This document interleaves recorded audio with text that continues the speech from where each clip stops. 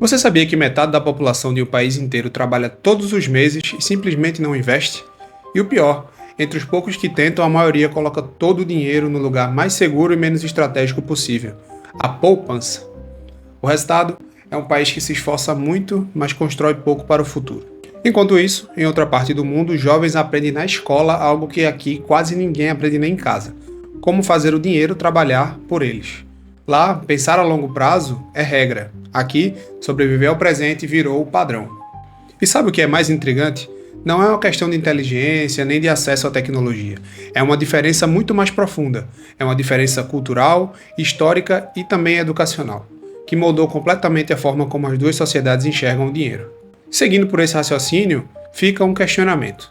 Por que um povo foi ensinado a planejar décadas à frente, enquanto o outro foi treinado a viver no limite do mês? Quem construiu de fato esse caminho? E em que momento o Brasil passou a ver o dinheiro como sobrevivência e não como construção? Para a gente entender toda essa história, é preciso voltar um pouco no tempo e ver detalhadamente como esse processo de construção aconteceu.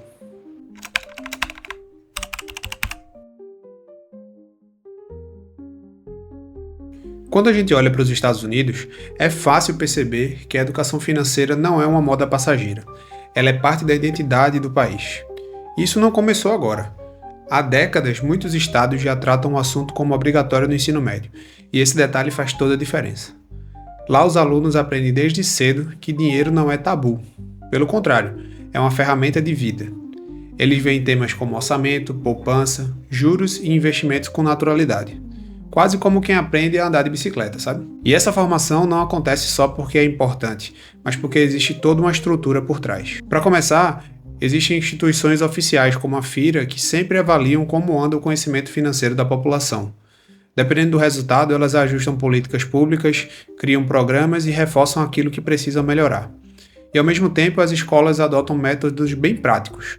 Em vez de uma teoria só, os alunos participam de simulações de mercado, jogos e atividades que fazem o aprendizado parecer algo mais real, sabe? Além das escolas e do governo, existe também toda uma rede enorme de organizações privadas que leva a educação financeira para crianças e adolescentes. Um dos principais exemplos é a Jumpstart, criada em 1998. Ela desenvolveu padrões nacionais de ensino e transformou o tema em um projeto de longo prazo, integrando escolas, empresas e ONGs. Mas a parte mais importante não está só na estrutura, está também na mentalidade. Nos Estados Unidos, planejar o futuro é quase como uma regra cultural. Ser financeiramente independente significa maturidade. Ensinar uma criança a lidar com o dinheiro é parte natural da educação. A cultura americana valoriza autonomia, planejamento e também responsabilidade. E isso cria uma sociedade que desde cedo aprende a olhar para o longo prazo. Agora, quando a gente olha para o Brasil, a história muda completamente. Aqui, a educação financeira só começou a ganhar força muito tarde, praticamente nos anos 2000.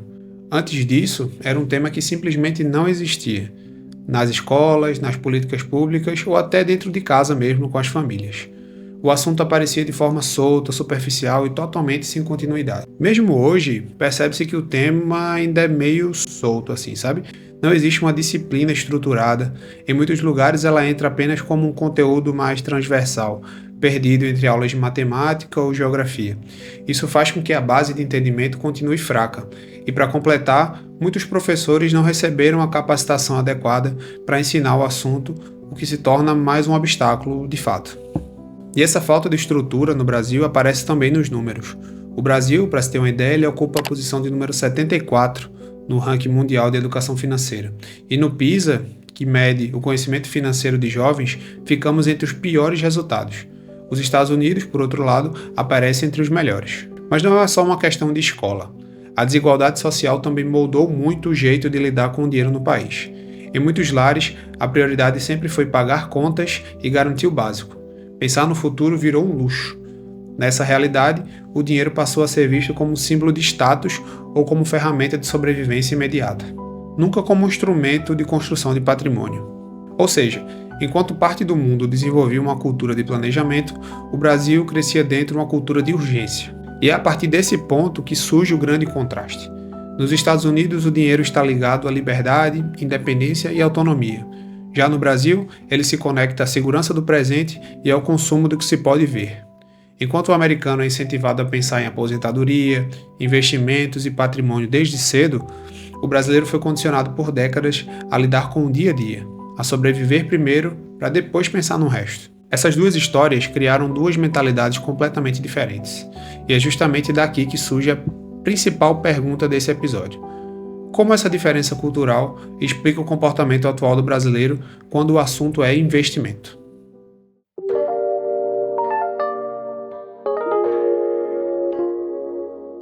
Para a gente entender por que tantos brasileiros não investem, a gente precisa começar pelo óbvio. Metade da população simplesmente não conhece o básico. Isso não tem a ver com inteligência, tem a ver com acesso. Pesquisas mostram que para a maioria das pessoas, qualquer produto financeiro que não seja poupança já parece um território desconhecido. E quando algo parece complicado demais, a reação é sempre a mesma: evitar ou se afastar. No fundo, o problema começa lá atrás. Como quase ninguém teve educação financeira na infância ou na adolescência, o mundo dos investimentos cresceu na cabeça do brasileiro como algo distante. Técnico demais, cheio de termos confusos e riscos misteriosos. É como tentar entender um idioma que você nunca aprendeu. Claro que vai parecer, de certa forma, impossível. E onde existe desconhecimento, nasce também o medo. Para muitos brasileiros, investir virou sinônimo de perder tudo. Mesmo quem nunca estudou, o assunto repete essa ideia, porque ela foi passada de geração a geração.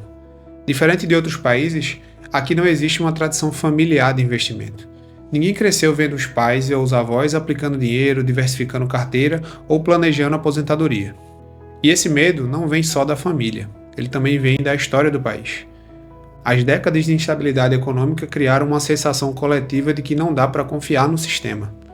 Quando tudo ao seu redor sempre muda, preços, moedas, regras, sistemas governamentais, a segurança vira prioridade, e mexer com investimentos passa a parecer arriscado demais. Outro ponto importante é a forma como o brasileiro lida com o tempo. Os dados mostram que gastamos mais do que ganhamos, com muito mais frequência do que os americanos. E o pior, 22% das pessoas sequer planejam o ano financeiro. Nada, absolutamente zero. É como se o presente estivesse sempre gritando mais alto que o futuro. Mesmo entre os brasileiros que investem, a história continua totalmente limitada. Cerca de 68% colocam dinheiro apenas na poupança. Mas por que será que isso acontece? Porque ela é simples, conhecida, antiga e segura, pelo menos na imaginação coletiva. Mas isso não significa investimento. Isso significa conservação. É como guardar o dinheiro no mesmo cofre da família há gerações. A poupança virou o teto mental do que o brasileiro considera investir. Enquanto isso, em outros países, as crianças aprendem desde cedo sobre risco, retorno, diversificação e construção de patrimônio. Aqui, a conversa terminou na poupança, e ninguém foi além. E é óbvio que não dá para ignorar também o contexto do país. O brasileiro médio vive endividado, cansado e sobrecarregado. O trabalho consome energia, as contas nunca param de chegar e a vida financeira funciona no modo sobrevivência. Nesse cenário, é difícil encontrar foco, disposição ou até paciência para estudar investimentos. Quando o dinheiro é fonte de estresse constante, ele deixa de ser projeto e vira a ser problema. Existe também um fator cultural muito forte, o status. No Brasil, o consumo visível vale mais do que o patrimônio invisível. O carro novo, o celular caro, a roupa de marca, tudo isso constrói uma imagem instantânea. Já uma carteira de investimentos robusta não aparece para ninguém. Apenas você sabe que tem. E culturalmente, no Brasil, aquilo que não aparece geralmente não é valorizado. Nos Estados Unidos, o movimento é o oposto. Ser pão duro, muitas vezes mal visto aqui no Brasil, pode até virar um elogio nos Estados Unidos, porque demonstra responsabilidade. Investir para a aposentadoria é visto como um sinal de maturidade. É como se a pessoa dissesse: eu penso no meu futuro, eu me vejo lá na frente de certa forma. Já no Brasil, o elogio ainda vai para quem vive bem o agora. Então viva o presente, não pense no amanhã. Esse é o lema do brasileiro, Diante de tudo isso, a falta de educação financeira, do medo, da cultura do curto prazo, da obsessão por consumo e do peso da sobrevivência, surge uma pergunta inevitável. Será que o Brasil está condenado a nunca desenvolver uma verdadeira cultura de investimento? Ou será que ainda existe um caminho para virar esse jogo?